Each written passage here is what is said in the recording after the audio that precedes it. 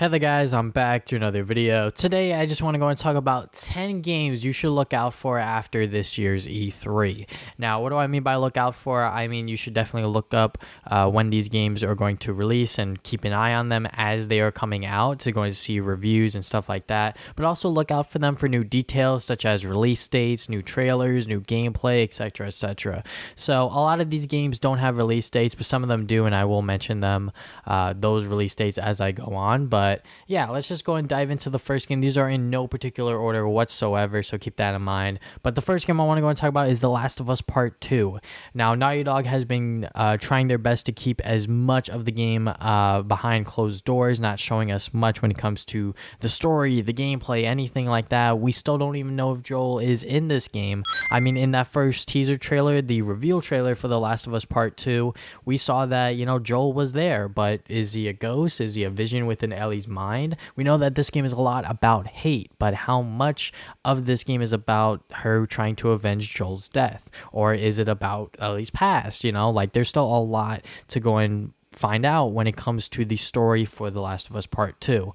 Also, the gameplay from the E3 presentation that we saw from that gameplay trailer, the game looks awesome. I honestly cannot say anything else. You got this new mechanic where you could actually use the bow to toss grenades at enemies, which is pretty cool. You can hide under cars and all this stuff, but a lot of that could be scripted. You probably aren't able to do that within the main gameplay, which would be very sad, why would they even show that within the gameplay presentation other than to be fancy and look cool? So I hope that a lot of the gameplay trailer wasn't scripted, but a lot of people can criticize it for that because it actually does look scripted. I'm not going to lie, but all I want is a solid release date for this game. We still don't know when that is. They're probably still working hard at the game over at Naughty Dog. So I just want more information on this game. Not too much, obviously, but, just enough to go and get me even more hyped and more excited for The Last of Us Part 2.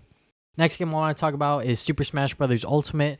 Now, during the Nintendo Direct/E3 presentation, we got a lot of information on the game, like 22 minutes worth of information. We got confirmation that this is a brand new Super Smash Bros. Game. We also got confirmation of the title, Smash Bros. Ultimate. Now, that title actually does fit with this game a lot because every single character that has been in a Super Smash Bros. Game is returning for this one, so it is kind of like the ultimate roster of Smash Bros. On top of that, there is a lot of quality of life changes that they're making to characters, to stages, to the game as a whole, and I just cannot wait to go and see what else this game has in store for us. So right now we know that a lot of these stages can be turned into not just Final Destination, but also a Battlefield variant. You could also turn off hazards. The percentage on the character is actually at a decimal point now, which was there before in terms of you would actually do 12.2 percentage on this attack, but it wouldn't show you that 0.2. So now you actually get to go and see that within the game, and a bunch of other quality of life changes, like being able to use Shulk's abilities, and you're able to go and open up this wheel to go and get to a certain ability you want, along with Cloud. His limit break is actually on his little percentage bar at the bottom of the screen for everyone to see, so that is pretty cool. But yeah, overall right now Sakurai is making this literally the ultimate version of Super Smash Brothers. And when it comes to newcomers, when it comes to other modes like adventure/story mode, the online modes, is it still going to be for fun and for glory? I just want to know more things like that, not just the characters and the game itself, these quality of life changes. I also want to know about story mode potentially, and of course online.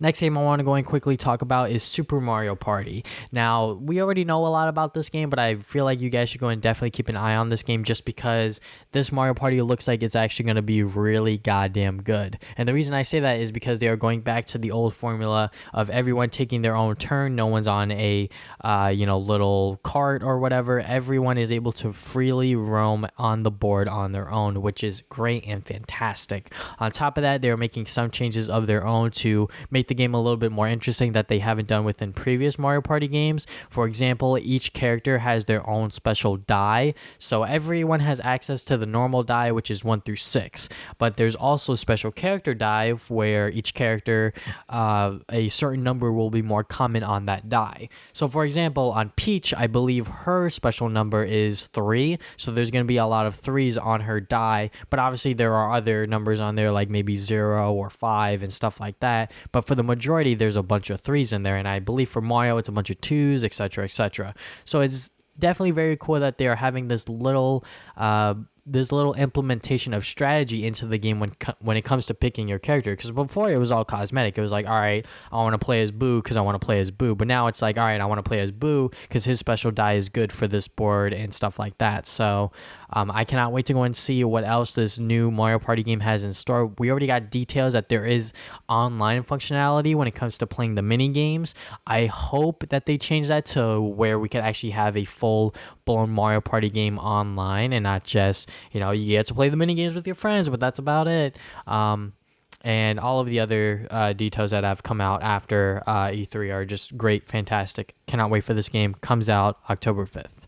Next game I want to go and quickly talk about is Gos of Tsushima. Now, this is Sucker Punch's latest project. It is on the PlayStation 4. It is a brand new IP for them. It's set in feudal Japan, and we don't know much else about that. I mean, the gameplay itself, it looks really, really cool. It's sort of like the third-person over-the-shoulder kind of gameplay that we've seen within the new God of War game, and Last of Us, like all of these PlayStation titles that have that sort of like third person over the shoulder sort of view. So yeah, but what is the gameplay? Is it actually an open world game? I'm leaning more towards that. I'm pretty sure it is a open world game. It's not going to be, linear where you just go from mission to mission and stuff like that. I feel like that way of making games is kind of outdated. So I'm leaning more towards this is a open world game, but I don't believe they have officially confirmed that. And on top of that, the release date. They have yet to confirm a, release window, release date of any kind. I'm leaning towards a 2019 window. Maybe it'll come out in 2020 because this game does look like it is a very big game and is very ambitious for Sucker Punch because this is their new IP. And I cannot wait to go and see what else Ghost of Tsushima has in store for us, just because this is Sucker Punch's latest project. And I love Sucker Punch to death because of Sly Cooper and Infamous. Next game, Starlink Battle for Atlas. Now, the reason why I want to go and talk about this game is because Fox McCloud is in it. He is in the Switch version, and that is awesome. Now, the thing about Starlink is that this is a Toys to Life sort of game, so Ubisoft is definitely behind on that sort of thing, because a lot of the Toys to Life, the other Toys to Life games, I should say, they're sort of phasing out. So like Skylanders, Lego Dimensions, Disney Infinity, all of those games, they're not really around anymore. I mean, the only Toys to Life sort of thing that's around nowadays, they're not really Toys to Life either, are the Amiibo. And the reason that they're still around is because this is Nintendo we're talking about, and they're not really Toys to Life. You kind of just have them as like little DLC pieces for certain games. They don't really they are not required to play a game, but they allow you to do certain things extra within a game, which I think is how they should be. But yeah, Starlink is a Toys to Life game. And with that in mind, how much content will you get from just getting the starter pack? Because the starter pack for the Switch version, I believe there is a starter pack with Fox McCloud in it, and that's probably going to be the only thing that I buy when it comes to Starlink. But how much content are you going to get out of that? And how is the story? How is the online, the multiplayer, all that stuff? Like, is there online? I have no idea. And I'm very, very concerned about this game because I feel like it could definitely do decently well, but it could also be really bad. So I guess I'm just going to have to wait for that release date. Next game I want to talk about is actually shrouded in mystery, like completely, Halo Infinity. This game was shown off during the Microsoft conference. This was like the first game that they showed off, and this game pretty much has zero details about it. We literally know nothing other than the fact that this is a new Halo game, and the art design that they're going with is a mix of the previous Halo games, Halo 1 through 3, and then it's also a mixture of the more recent Halo games, Halo 4 and 5. So I'm not exactly sure if this is actually, Halo 6, like a lot of people are speculating, or if this is like a spin-off Halo game in between, like, I don't know, Halo 3 and 4, or maybe before Halo 1. I don't even know, like a lot of people are speculating, like, where does this fit into the timeline? And some people are also spreading rumors around that this is a battle royale game, which it definitely can be, but it could also be a traditional Halo game where it has story and multiplayer. And then there's a rumor about the story and multiplayer being split up, where the story mode will be released at the end of 2019, and then the multiplayer will be released early 2020. So a lot of this game, there's like really nothing about it. It's just rumors and speculation going on about it, and I just want a firm confirmation as to what this game is about and what it's going to be. Next game I want to talk about is Jump Force. This game really came out of nowhere. Like, I had no idea what this game was until they showed it off during the Microsoft conference, and it is pretty much a Shonen Jump crossover for next-gen consoles, and it's going to be in the vein, in terms of gameplay, like a fighting game, like sort of like the Naruto Ultimate Ninja Storm games, but now featuring Dragon Ball Z characters, One Piece characters, and Death Note characters, it looks like, and probably a bunch of other Shonen Jump franchises thrown in here. So right now, it has a 2019 release date. The game, visually, it looks way too pretty, in my opinion. I think that they should tone down the graphics just a little bit, or maybe even add a cell-shaded sort of look, just because I feel like that look works a lot better with anime, especially when it comes to video games, because like the way that they look now, like they look a little bit, too realistic. But overall, I'm very excited to go and see where this game goes, as it is scheduled to come out sometime in 2019. The eighth game on this list is Doom Eternal. Now, all we know about this game is that this is a Doom sequel, and more details will come out during QuakeCon. So what do I want to know more about this game? Obviously, a sort of release window is probably going to be a 2019 game. And then, maybe some gameplay footage, the different mechanics that they'll probably throw in there, the different takeout moves, all this stuff that they could have within a Doom game. What is the story this time around? Because I know that there's probably some people that are interested within the Doom story itself. So I just want more details on this game, because the Doom 2016 game was very, very good. So I am very eager to go and see what they have in store for the sequel, Doom Eternal.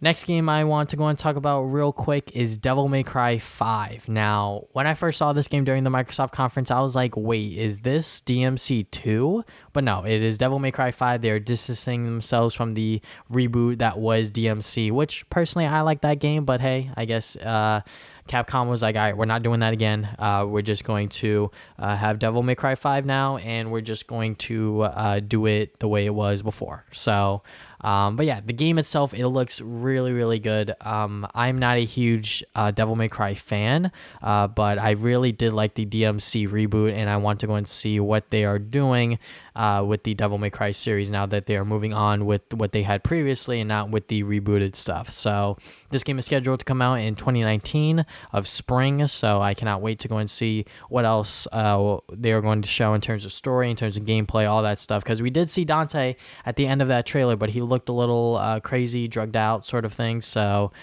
maybe he's the villain this time around, who knows? So I just want to go and see more from this game as the months go on. Now, the final game I want to go and talk about here is, I think it's pretty obvious. Maybe it's not obvious, but Death Stranding.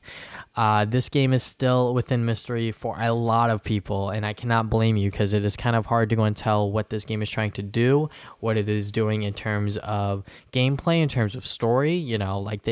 Hideo Kojima has not been clear about whatever he is doing with this game, because what we got from this year's E3 during the Sony conference, it wasn't necessarily a gameplay trailer. It was sort of more like a demonstration. Norman Reedus' character, whose name is Sam, I believe, it was sort of just wandering the world that we were in and sort of being like a delivery man, and he's accompanied by this female character, and I'm pretty sure that he's also accompanied by a bunch of other characters that were not shown.